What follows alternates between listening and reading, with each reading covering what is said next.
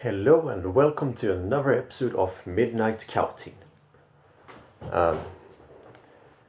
Normally I review the last two movies I saw, but since I've postponed this episode too much, these will actually not be the latest two. I will start catching up on the movies I watched. Anyway, first up, Phantoms. This movie is about it's a virus spreading in a town which a mother and daughter is heading to. But they don't know about the virus and are shocked when they discover that basically everyone in the town is dead. And so they meet this group of people which may or may not be able to help them out. You know, I kind of like 90s horror. I mean, it's hardly the best decade for it, but there are just a bunch of movies which have such a lot of charm. The Dentist, Evil Ed, Cube, Brain Dead, Jacob's Ladder. What I'm trying to say is this movie unfortunately doesn't fall into that category. It's not quite a terrible movie, thankfully, but it's just very disappointing. The initial story is what got me interested. I was wondering what kind of virus this could be. And I was looking forward to see what kind of mystery they would unfold. And what sort of kooky characters could be in the movie. It doesn't deliver on either of those things. When it comes to the characters, I don't care about them. At least most of them I don't care about. Joanna Going and Rose McGowan, who are playing the mother-daughter, they are not very good. Joanna Going, she's okay, but not very memorable. She does a pretty by the numbers job, if you know what I mean. There's no real emotion put into her lines, but she's also not offensively bad. Rose McGowan, however, as the daughter, she's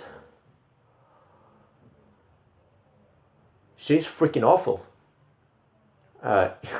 She basically speaks ordinary lines like a mentally retarded baby. And the lines she's given to, they're so bad. But I guess it fits because, the actor playing her is very bad. And her character just wasn't interesting. I didn't care about her at all. There was nothing to her. And there was nothing to the mother character as well. And the chemistry between the two of them didn't feel believable. The mother just felt like a temporary babysitter instead of, a real mother to her. There was just no chemistry at all. Ben Affleck was the name I recognized the most. I mean, I've heard about Liev Schreiber, but I haven't really seen a movie with him before this. But I wouldn't call myself a Ben Affleck fan, but I've liked him in some roles. He was really great in Gone Girl. Here, however, he's awful. He's truly, absolutely awful. What was he doing? What was he doing in this role? He sounded like he didn't give a shit. He just spoke all his lines like the most bored man on earth. Like, what am I doing here? Oh well, I gotta get the money, I guess. And his character was just the bland, stereotypical hero type. He didn't feel very badass at all, actually. Just okay, stay here. I'll get the guns. See if there's any monsters around. Okay, there's not. Let's wait a little more. Oh, there's a monster. Gotta shoot. Okay, hide everyone. Just God, he was frustratingly bad in his role. Liev Schreiber, who plays one of his teammates. You know, obviously he was bad, but contrary to Affleck and Rose McGovern, he was, you know, hilariously bad at least. I mean, his performance was so stupid and over the top that I just got an immense amount of enjoyment whenever he was on screen. And the character he plays is so fucking creepy. Like, who'd want him on a team? When he approached the girls, he acted like he was gonna rape them or something. Really, the only actor who actually does a genuinely good job is Peter O'Toole. I mean, sure, he overdoes this a bit too, but he seemed to have a lot of fun in his role and, you know, actually gave a crap about enhancing the lines to his character. I think it's mostly O'Toole's acting which made me care about this character, because the character itself was, you know, just your standard typical scientist. But thanks to Peter O'Toole, you know, he made his character a little more interesting than the others. But here's my biggest problem with the movie. It's completely implausible. I mean, we have a fairly normal first half, but when it comes to the second half, nothing makes sense. There's just so many twists thrown at you for once that you can barely get your head around it. Like, wait, what is this happening? What is going on? The way people start acting when they're given the virus is so hilariously awful. They're just speaking with a weird voice, there's a deep voice talking over when they open mouths, and it's so stupid. As for the resolution, it's just a mishmash of very, very bad effects. But I don't think it's a terrible movie. You know, it has suspense in some scenes. There is a entertainment provided to you by Liev Schreiber. There is one good actor, and I am intimately interested in the story. And there are, you know, some amusing lines. But when it comes to the last act of the movie, it just falls apart. It becomes so convoluted and confusing that you just stop caring. So overall, I'm gonna have to give Phantoms a 6 out of 10. Next movie is the Three Caballeros. I hope I pronounced that right. And it's about Donald Duck, who goes on a, you know, world travel with his three amigos. Sorry, I mean two amigos. Sorry, I mean caballeros. Does anyone know the difference? Please write to me in the comments if you know the difference between amigos and caballeros. Anyway,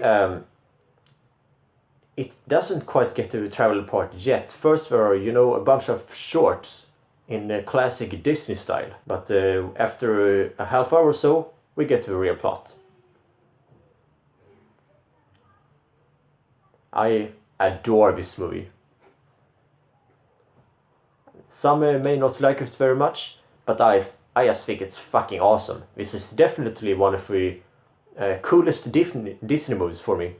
And one of the reasons is because it's not afraid to go crazy. It goes in all different kinds of wacky directions, but in a way that's constantly entertaining.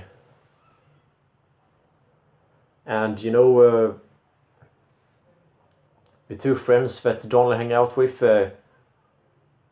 Panchito and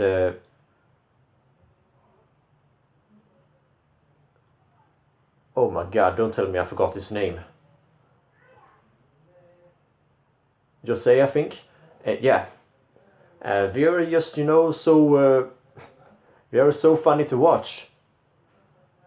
And the funny thing is, sometimes they are a lot less grounded than Donald, and sometimes they are much more grounded than Donald. And seeing Donald join along these two friends to all different kinds of countries and induce some wacky mayhem, it's such a blast. There's a very strange live action part in this movie, and this is interesting because animated Disney movies don't usually have live action in them, so that's another element very unusual for this movie compared to Disney's other animated movies. I watched this with a friend, and he absolutely hated it. He really, really hated it, but personally I just found it so stupidly funny. I didn't even mind that it went on for so long, because I was just laughing at how absurd it all was. The music of this movie, the music is so freaking great. It's just all jazzy and relaxing, and you just sit there watching the movie and listen to the music and instantly get in a very good mood. The animation. My favorite part of this movie has to be the animation. It's gorgeous. It's just not only, of course, the wild gestures of Donald the Duck, but the colors and creativity and just its overall craziness.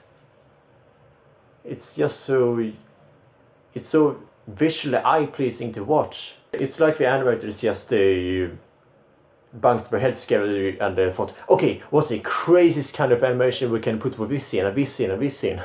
And the result is wonderful. The animation alone provides a lot of entertainment and humor for the movie. Also, it's just it's just nice to see Donald have two friends to hang out with. Of course, he teases him a little bit and that, but usually we just see poor Donald get abused by others all the time. But here, he's actually having a lot of fun, and it's a nice change of pace. Oh, and one thing, I find it so uproariously funny that the running gag in this movie is Donald hitting on grown-up human women. I mean, for a beach scene, he's going so crazy. He's so horny that his two friends has to, you try to keep it together. Like, okay, calm down, man. Shit, Donald. Keep a dick in your pants.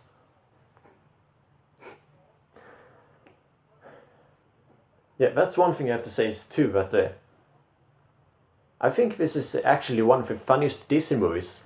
There's just such a lot of memorable gags and crazy moments that I can think back to them and just to laugh. I would say the only flaws I had was first off, the ending felt pretty abrupt. It felt like it just didn't really, have an ending. But it wasn't bad though. I'm not irritated or anything. My other flaw is that while the shorts at the beginning are amusing, they don't entertain me as much as when it comes to Don and to his friends. I liked them. It had that classic Disney humor. I just felt like they spend a little too much time on that, and could have probably cut it down with 10 minutes or so. So if you want a very unusual and offbeat Disney movie, this is definitely the one for you. Don't worry about the negative reviews saying it's too ridiculous and whatnot. Don't expect a complicated or emotional plot or anything, and you'll have a great time. So I'll give the Three Caballeros a 9 out of 10. Definitely one of my personal favorites from Disney. So that was it for this episode. Next time I will review the 2 other movies I need to catch up on talking about. So have it swell.